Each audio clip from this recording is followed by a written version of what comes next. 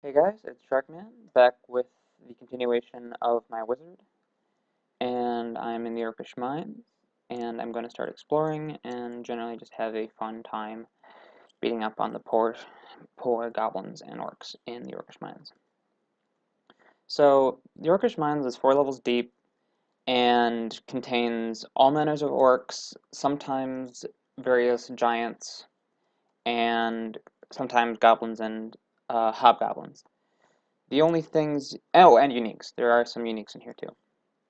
Uh, in general, the first 3 levels of the Orcish Mines are pretty easy if you can handle a fair number of orcs and orc priests and orc wizards. You should be fine. The 4th level of orc is where it gets pretty dangerous. You have to be careful of orc high priests, orc sorcerers, and orc knights and orc warlords. And then sometimes uniques like Psyche will appear in here. And Psyche is a moderately dangerous unique because she carries daggers of chaos, is fast, casts spells, and sometimes that dagger of chaos is a dagger of distortion, which can abyss you, and that's bad. So basically, the Orcish Mines is just a good place to get gold. All these monsters here won't really give me enough experience. Won't give me very much experience, but that's fine. I'm gonna buy some Scrolls of Identify to identify some of my potions, and then I'm also gonna buy a Scroll of Confusion just so I know what the Scroll of Confusion in my inventory is. And I didn't have one. Okay. Well. I also bought a blowgun by accident. Whoops. I've got a lot of stuff.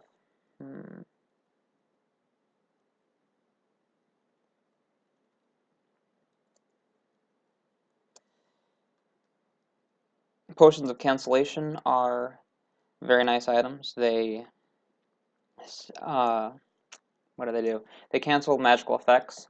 So if you get contaminated or if someone is petrifying you, it will cancel those effects. Also cancels magical confusion. So, I don't think there's any non-magical confusion, but they're pretty rare, pretty strong, pretty fun.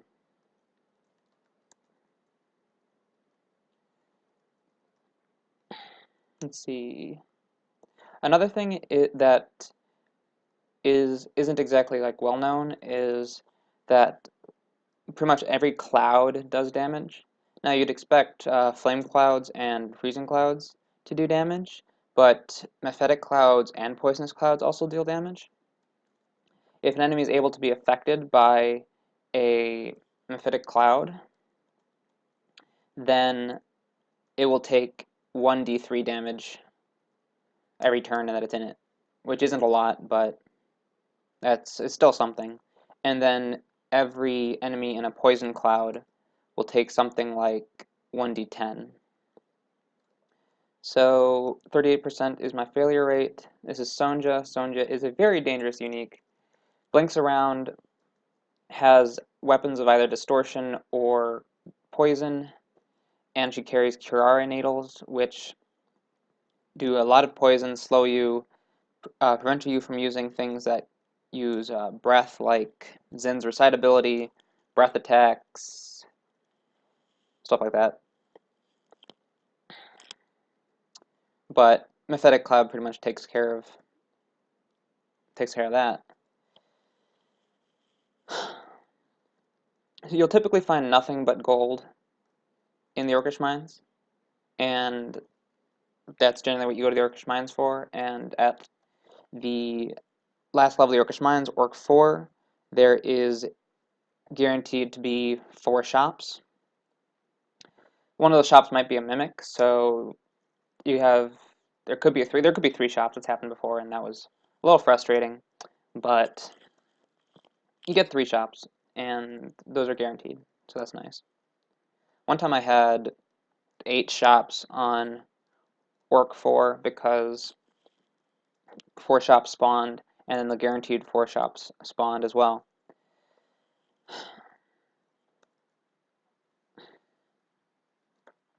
Yeah, I've gained like very little XP in here. The only thing I've really gained XP for were the couple uniques I've found. So that's an Orc High Priest. They summon demons, they smite you, they... The most dangerous part is their summoning demons, because they can summon pretty rough customers like sun demons and those blue 6 free demons. I don't exactly know how to pronounce it, but they're worth avoiding, and if you can confuse them, yeah, those demons, these ones, you should try to kill them. Most of the stuff in Orc can be dealt with Mephitic Clouds.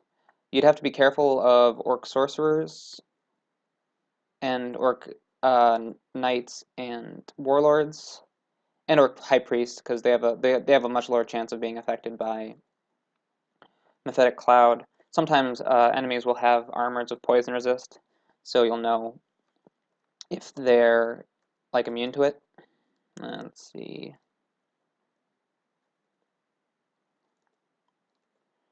I just felt like ignoring those orcs because they don't really matter. So that was really easy, as you can see. I still found like an Orc High Priest, but they were no problem with. I had no problem in dealing with them. So what I'm going to... That's interesting. I didn't kill it. I didn't kill that orc. I'm going to try to explore this, find some shops, hopefully find a nice mace, or maybe if I found a Latijang, because Latijangs cross train with maces and flails. So cross training weapons have a... If you get skill ranks in a weapon, there is usually a related weapon that some of the skill ranks carry over. So long blades cross trains with short blades, and vice versa. Slings and throwing cross train with each other, and then the 4 other weapon skills cross train with 2 and don't cross train with one other. So maces... Oh, this is the Orc 4 ending that's full of ogres and trolls and ogre mages. So deep trolls are like regular trolls, only a whole lot worse. And I'm just trying to lure them into a choke point so I can deal with them. What did I mention? Oh, right, I actually completely forgot to mention how Ashinzari's armor boosting ability works, and I meant to annotate that in my previous video, but I haven't yet. So, depending on the encumbrance rating of your armor,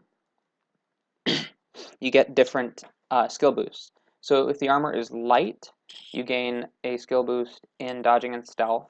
If the armor is a medium armor, you gain skill boost in armor and dodging. And then if it's heavy, you gain skill boosts in, I think, only armor. Now, how you define light, medium, and heavy is you look at the encumbrance rating of your armor. If the encumbrance rating is less than 7, then it counts as light. If the encumbrance rating is greater than 7, no. Yes, if it's 7 to about 11, it counts as medium, and then anything heavier than 11 is heavy. Anything... All right, so this is an iron troll, and they're really quite dangerous, and they have a lot of AC. And I don't exactly know how I'm going to deal with this guy. They have resistance to fire and cold, so my Conjure Flame isn't doing a whole lot, but they are not immune to poison, so I really want to try using Poisonous Cloud and dealing him damage that way. 82 life. Okay. So That netted me enough experience to get to level 16. Got some dex out of the deal, which increased my dodging, or my evasion. Yay! That was nice. So in this Orc 4 ending, there aren't very many high-level orcs, but there's a lot of high-level giant-type monsters. So things like ogres, ogre mages, trolls, iron trolls, hill giants, cyclopses, and I think you can even get a stone giant, which would be most unpleasant. I don't have repel missiles on. That'd be good. So there are at least 2 weapon shops, which means I should be able to find something good in there. I'm fairly confident.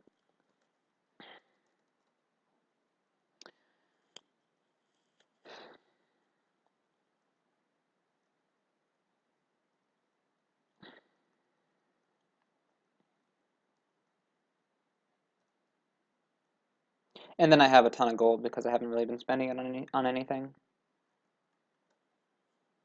Or was I? Yeah, I did. Okay. So let's see, a Bardash, blowgun, the Captain's Cutlass, Demon Blade. Demon Blade's the only really weapon I'm really interested in there. 3 weapon shops. Wow. Great Mace and a Morning Star. That's a shame. I was hoping for something like an Evening Star or something really nice like that. And I identified 4 different kinds of potions here.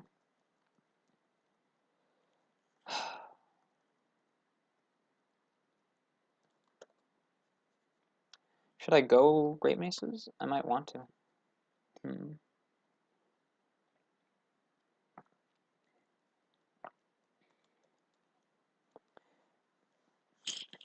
That Bardash is very good. I might want to use that one, but it doesn't cross-train with Maces and Flails, which is a bit of a bummer. I'm not sure exactly what to do. Ogre Mages are pretty dangerous. They have various spell sets, 5 different spell sets. Orb of Energy, which means Mystic Blast, which means it has slow, confuse, and invisibility. So this spellbook is actually pretty fine for me. I think I'll be okay. I was okay fighting that one because if that Ogre Mage had Crystal Spear, I would have been much more afraid. Or any other spell, really.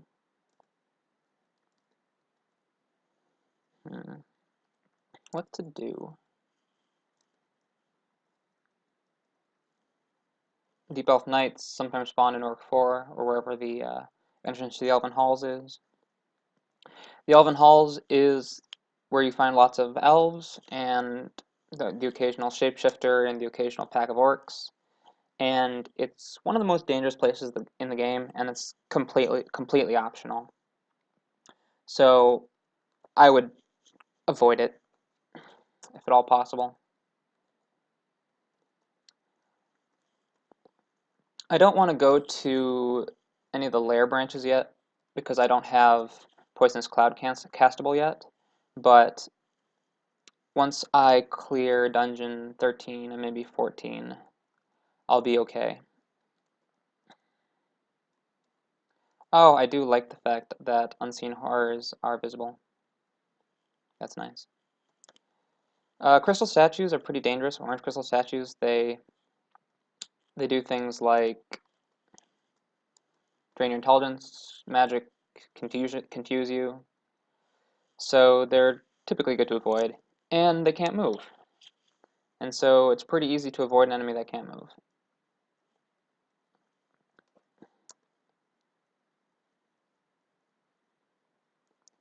Also, water prevents you from attacking a great deal of the time.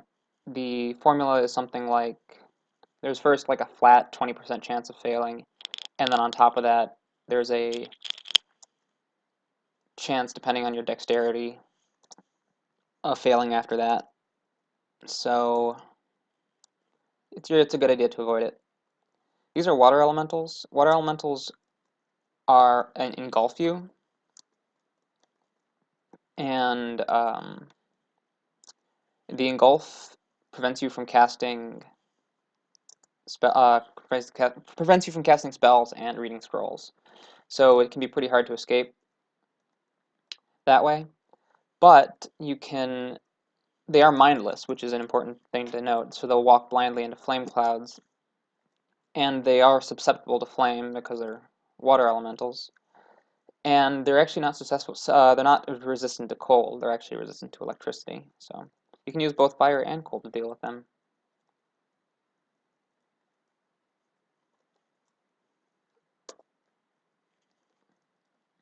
So this here is an obsidian statue that will summon demons, and I don't know if I can. I want to see. Oh, hopefully I can kill it by the time it summons some demons. Yep. Okay. If you have a decent damage output, a lot of threats aren't threatening. That was kind of redundant, but basically a good policy is to work on your offense. Then once you're good at killing guys, work on your defense. Once you're having difficulty killing guys, work on your offense again, and go pretty much back and forth until you feel like your offense is in a good state. And then fighting kind of counts as both offense and defense because it increases your hit points while also increasing the weapon damage that you do.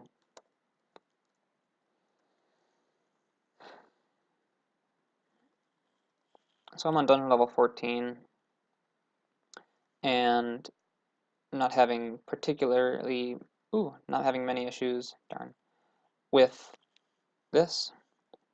There was a mottled dragon back there, and I hoped that the mottled dragon would drop a hide so I could enchant it and get mottled dragon armor, but that's not the case. I have a pretty good evasion right now, but this Morningstar of Vampiricism is what's allowing me to be pretty cavalier in my rushing up to enemies and hitting them. Ooh, another one. Okay, and no hide, darn.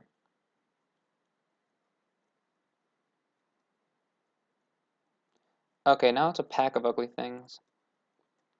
This is significantly more dangerous. And I'm drawing them one at a time, so that's good.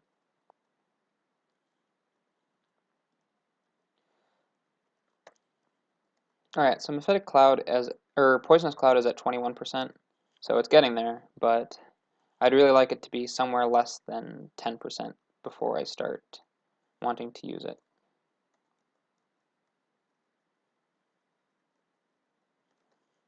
$17. Yeah.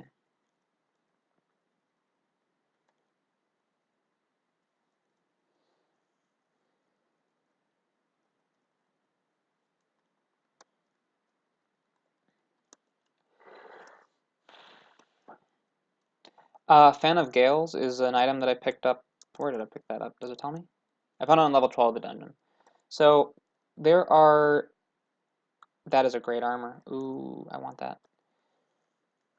Fan of Gales is one of the elemental invokers, or evokers rather, that you evoke, and it produces a effect that you'd associate with the element type. And they're very strong and they're rechargeable, so after you use it, it's inert for a while until you gain enough XP to use it again. So Fan of Gales, if you're depending on your evocations, it pushes enemies away and summons air elementals. It's a really good one when you're trying to escape, because if you're standing on the stairs and there's enemies next to you, you can use it, push enemies away, and then climb up the stairs. There's a Lamp of Fire, which summons fire elementals and makes flame clouds. there's a vial of HuWz that basically creates water elementals and does damage if it hits the, you aim it at a monster, and it does damage. So I found a +4 leather armor of +5 slang, so that's pretty attractive considering that normally the plus on the armor can't go above the base armor. So I think I might want to use that. I think. Yeah. So I'm going to remove the curse from my leather armor and from my ring of protection from fire. Drop one of my rings, I guess. Wear the leather armor, giving me 3 more armor, which is pretty nice. And then if I have a scroll of cursed jewelry, I can curse my ring of slaying, which I'd rather have cursed than my ring of protection from fire. That way I can swap out rings when need be. Okay, so I've got an additional 8 slaying. That's pretty nice. I don't want to get rid of my last scroll of remove curse just to try to curse my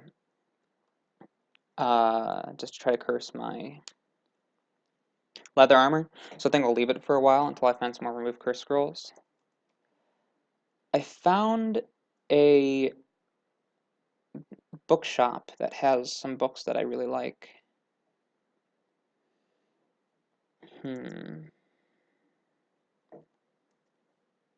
I searched shop and I can go through the items that I found in shops with that.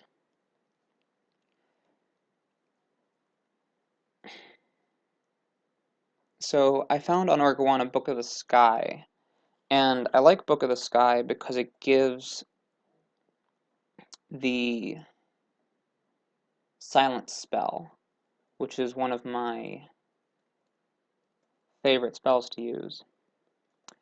And silence is a double-edged sword because it creates a radius of silence around you, and enemies in the silence can't cast spells, but neither can you. So when using it, you have to be very careful. You need to be confident that you can kill your enemies without spells in the time that you're silenced. Otherwise, you can be in a great deal of trouble. So I'm lacking 4 spell levels to memorize silence because it's a 5th level spell. So what I'm doing now is I'm training spellcasting to get those levels.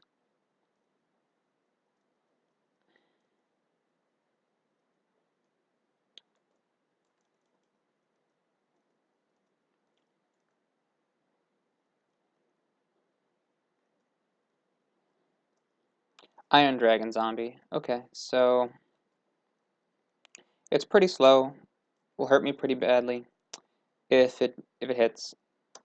But on the bright side, I can just walk away if need be. Okay. Sphinx skeletons. So basically, a skeletal or zombie monster will have the same speed of a. They have the speed of the original monster, like -2 or something like that. There's a necromancer. Necromancers have the ability to animate dead. They either have like fire bolts or cold bolts, and they got inner flame recently, and that's pretty cool. Alright, so these enemies I really just don't want to deal with. So I'm actually going to not explore this part of the dungeon and explore maybe the top part and then leave, because I don't think I want to fight those guys right now. And now I'm pretty much out of places to go that I feel comfortable in. It looks like I'll go to the Shoals because I'm still lacking resist poison, but I think I can clear a couple levels of the Shoals without being in too much danger. Typically, I'd say never go to Elf because Elf is really dangerous, and beyond that, never go to Elf 3 because that's extremely dangerous. But I really need um, XP and items at this point, so I don't know. Merfolk. So Merfolk actually do quite a bit of damage, so you don't want to fight the packs of Merfolk. If you can draw them off one at a time, you'd be in good shape. Water nymphs are a surprisingly awful enemy to deal with because their attacks do drowning damage, and if you're standing in water or are above water, they can use their spell Water Strike, which does a tremendous amount of damage. So a nice way to avoid that is to use something like a staircase, because staircases can't get water on them. It's so useful. Super duper. Gadget shop, Wand of Teleportation. I'll buy it. Wand of Teleportations can be used while silenced, and they're rechargeable. They're one of the 3 good wands, or great wands. The other ones being Heal Wounds and Hasting. Or Wand of Haste. Yeah, Wand of Hasting.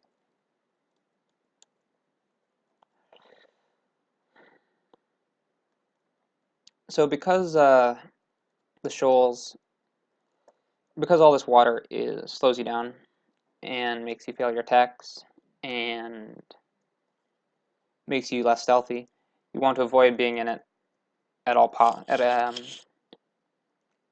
at all times, unless of course you're aquatic or have some sort of permanent flight. I learned the flight spell so I can go into shoals without being too worried, and my inventory is always full. It's a little frustrating, but that's okay. If you fall into deep water, you die. Don't fall into deep water.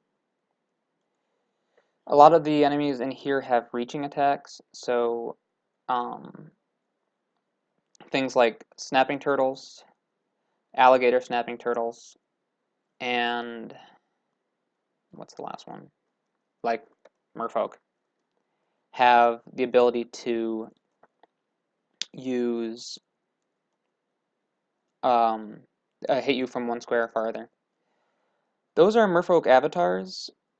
They're similar to sirens, and what they do is they can try to they mesmerize you, which prevents you from moving away from them. If you have the clarity ability, you're completely immune to all mesmerizing abilities. So Ashanzari makes going to the shoals pretty nice in that manner because you need a pretty high magic resist to avoid it in that case. You can break mesmerization with a scroll of noise, which is one of the few uses of them, I guess. I mean, yeah, that's pretty much one of the only reasons you'd ever use a scroll of noise is to break mesmerization. But I don't really have to worry about that because of Ashanzari. So we'll see how this goes. Shoals is just very dangerous. So there's like probably a pack of merfolk. So I misstepped, but I did only draw 1. So that's okay.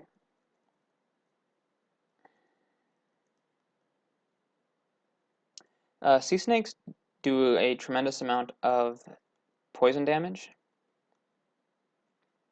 and you should avoid them. Interestingly enough, they're not immune to poison, like a lot of the more poisonous snakes are, like black mambas and water moccasins. And they're also very fast.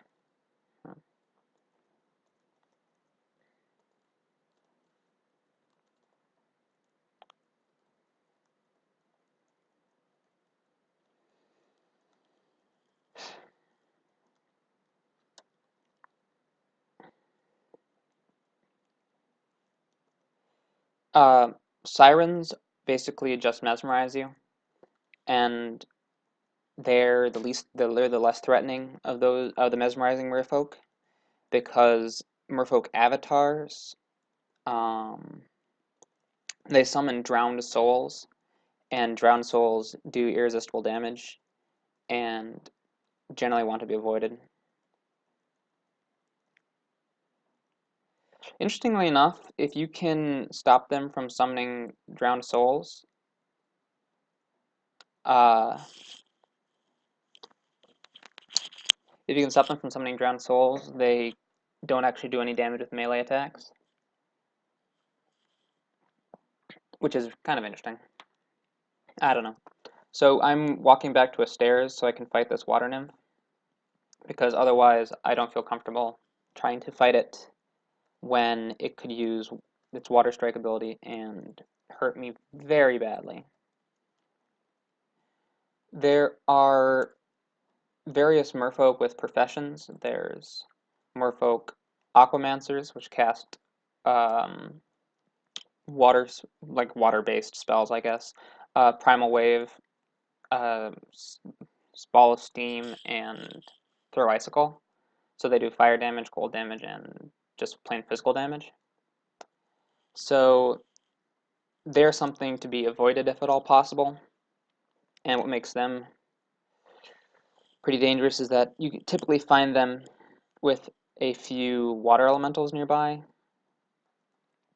If you find just a merfolk aquamancer, because you can find them with regular merfolk as well. Merfolk impalers are merfolk that have pretty decent tridents. Sometimes they have armors like steam dragon armor, which I would be which I might use if I find it. But I have a really nice armor that gives five slaying. I really don't want to give that up. Flying also gives you a small stealth bonus, which is nothing really worth considering, just a minor thing. Flying also makes you vulnerable to certain attacks, or no, really only one attack, and that's Airstrike. Airstrike does 50% more damage if you're flying, so if you find a monster that can cast Airstrike, you definitely don't want to be flying. Monsters like Titans, Wind Drakes, Gastronach, and Spriggan Air Elementalists can cast those. And Sohobo, the unique Tengu King. In the Shoals, there's only going to be Wind Drakes that can use Airstrike. So being airborne is not as much of a worry in the Shoals as it is if you're in the vaults. So there aren't really many reasons to be flying in the vaults, unless like you're someone with permanent flight, like a Tengu that gains advantages from having permanent flight. And then you see a Titan, you're going to want to stop flying immediately.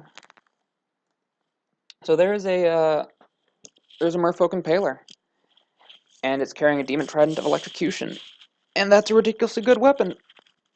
Demon Trident being, in my opinion, the best polearm, and Electrocution being the best brand for that polearm. So I don't want to fight this fight because it's too dangerous for me. It might be worth trying to get that Demon Trident because a regular Demon Trident I wouldn't be too enamored with, but a Demon Trident of Electrocution is a very strong weapon. Merfolk Impaler.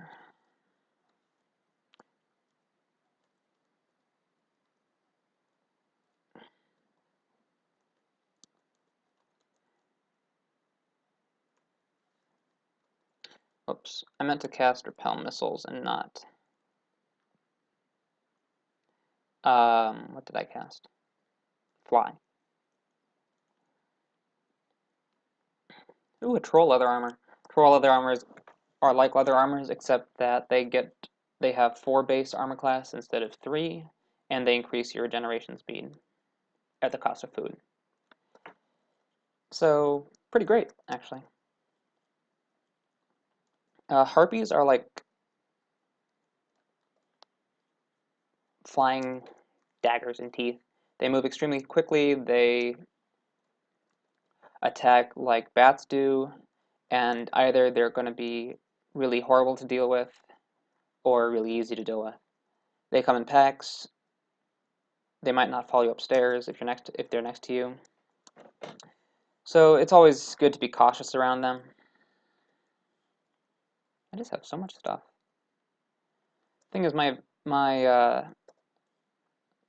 evocation isn't even very high, so if I wanted to utilize my wands...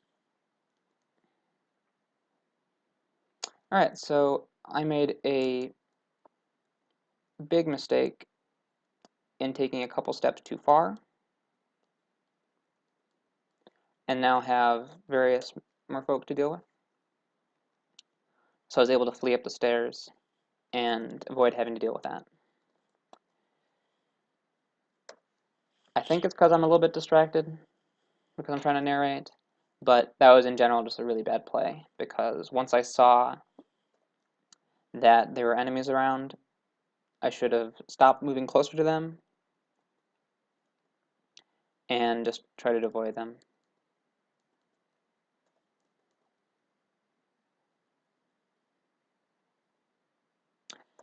I've got a pretty good evasion right now. I'm basically just trying to draw enemies up one by one and fight them alone. So, 2 enemies. Okay. This can be actually pretty convenient considering that both of them will enter flame clouds, and water elementals are susceptible to it.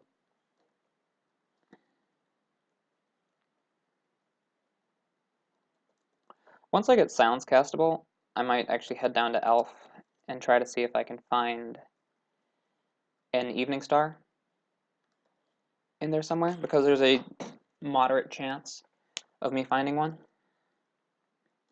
But Evening Stars are pretty rare.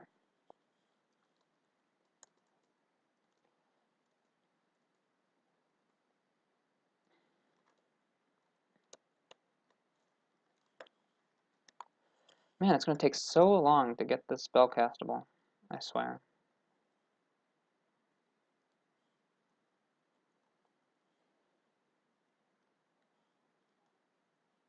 Alright, this is the level that has the Demon Trident Electrocution in it, which I kind of want. Yeah. It would work well, because you're going to want a high base damage if you want to go to the extended, which is basically anything past a 3-rune game. But a Demon Trident of Electrocution would be very adequate for dealing with any enemies I'd find in a normal 3-rune game. Another Water Nymph. Okay, there is a staircase here, so I would be fine with fighting a Water Nymph if I can get onto the staircase.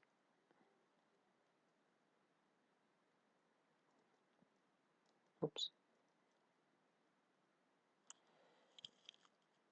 I would never try to fight a Water Nymph without being on a staircase or having silence casted, because Water Strike does a tremendous amount of damage. Yeah. You can look up descriptions of spells in Crawl. I'm going to look up spell Water Strike, and it does damage to targets in water or flying above water. So as long as you're not in water, good to go. But water nymphs create water around them, so you might find yourself in water when you don't want to be.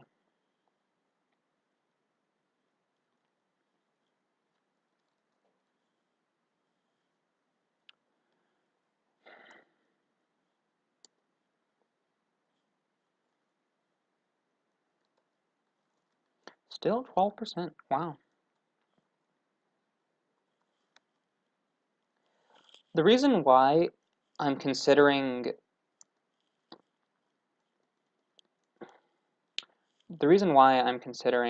switching to pole arms is because I have Ashen Zari. Ashen Zari's the ability that he gives you at 5 stars allows you to take skill points from one skill and put them in another. So I can take skill ranks from Maces and Flails and put it in pole arms so I can get it castable. That way, I won't be missing out on much XP. If I didn't have Ashen Zari, and I found a Demon Trident of Electrocution, and if I was using Maces and Flails and not something like Staves, I would, under really no circumstances, use that Demon Trident. It's only because I can transfer my XP that I'm doing it. That I'm planning on doing it. Of course, the skill transfer costs a lot of piety, which you can get back by exploring. But it's also not perfect. You do lose 10% of the XP in the skill transfer, which is really not a big a deal if you're moving on to a bigger and better things. So now I'm going hunting, or rather fishing.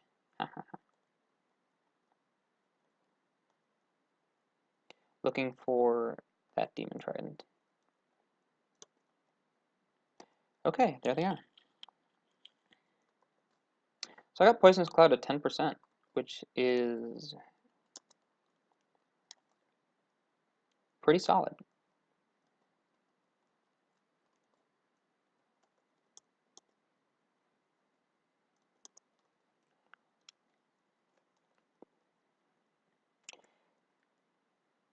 Oh man. Let's see.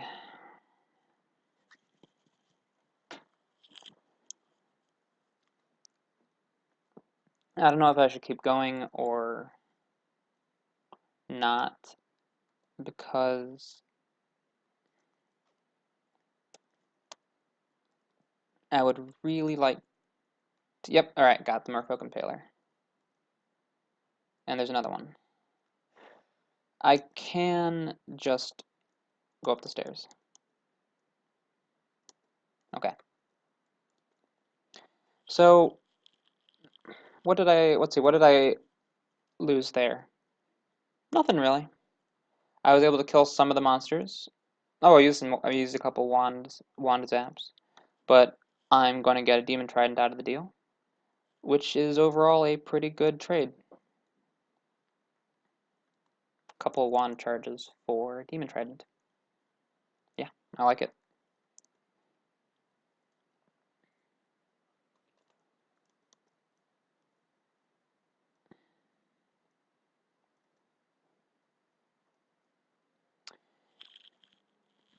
Ah, shoot, I'm lagging a bit. That's bad.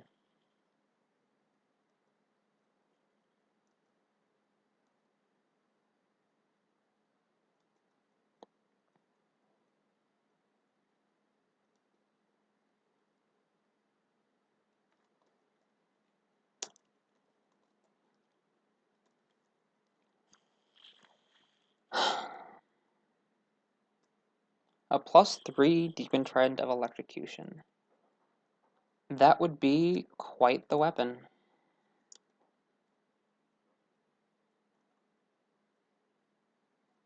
I can't decide whether I should wait and look for a better one, or wait and look for a better mace, rather. Oh shoot, harpies are immune to poison, so Mephitic Cloud won't work against them.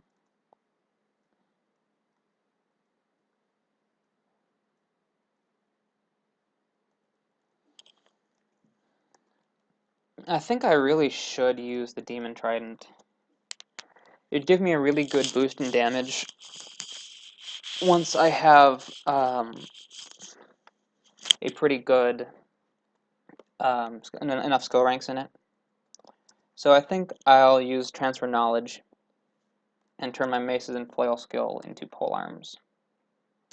And that used up a lot of piety, but I'm still at 6 stars, so I could just use it again after. I could just do it again after it's done.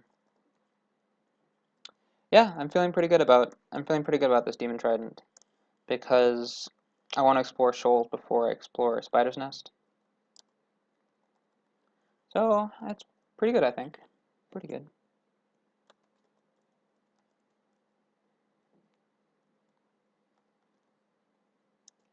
And now I have enough scrolls to remove Curse to do so. Okay. Now the reason why I'm not switching right now is because I still have no ranks in polearms. And so I'm going to wait until I at least have several. Basically, once this skill transfer is done, I think I'll have enough skill ranks to equip and curse the Demon Trident.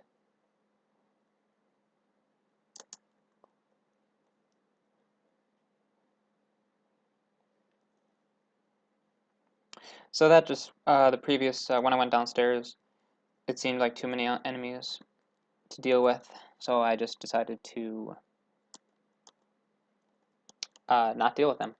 Okay, so this guy right here is a Merfolk Javelineer, and they carry javelins, typically, branded, and those javelins do a load of damage, so I'd want to avoid him at all possible, if at all possible.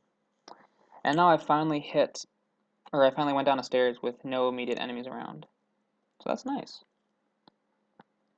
I'm picking up all their throwing nets because throwing is a pretty great skill, or throwing nets are a pretty great item, and you only need a little bit of throwing skill to accurately hit enemies with them. And so that prevents them from moving, makes them easier to hit. They'll spend turns struggling in the net instead of hitting you. It only works on enemies that are large or smaller, so it'll work on things like ogres, but not things like a lot of giants.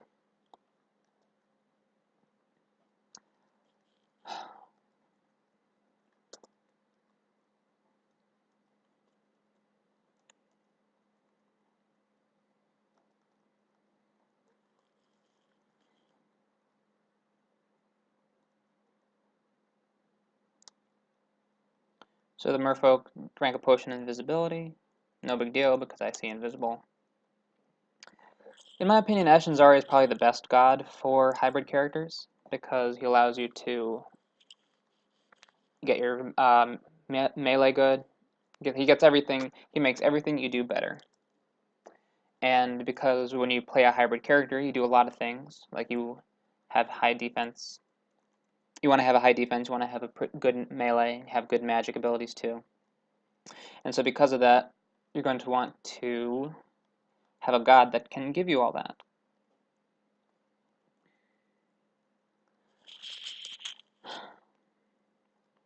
I think I might actually increase intelligence when I hit level 18 because having my spells with this failure rate is getting a little bit irritating. So I'll see, and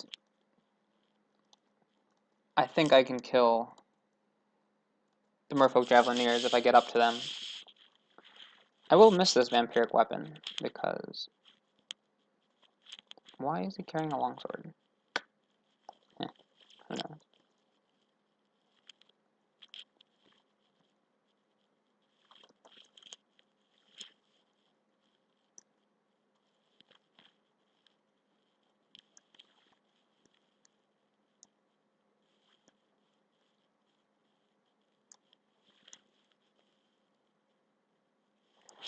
Alright, things are actually a little bit hairy there, and that's because I underestimated how damaging the merfolk are. I'll make sure not to do that again, or I'll try to remember not to do that again. Alright, there was a net that a merfolk threw earlier. Because the tide comes in and out, items that were covered up by deep water will sometimes become available again after a while. So if there's something really nice that dropped, like a merfolk impaler carrying a steam dragon armor or something of that sort, it's worth checking back after a little bit more exploration to see if it's dropped in, or see if the deep water has recessed into shallow water. Alright, I think I've been playing for a decent amount of time this video. So I'm going to go to the Shoals, or go to layer 1, enchant up my Demon Trident, and then make a switch to my Demon Trident, and then see how that goes. I have lots of enchant weapon scrolls, so that's nice.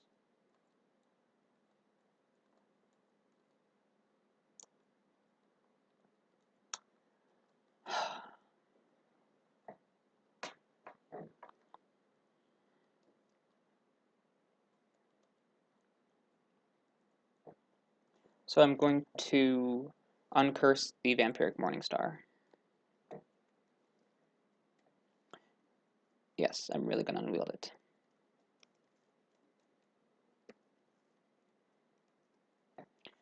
And then if I curse it again,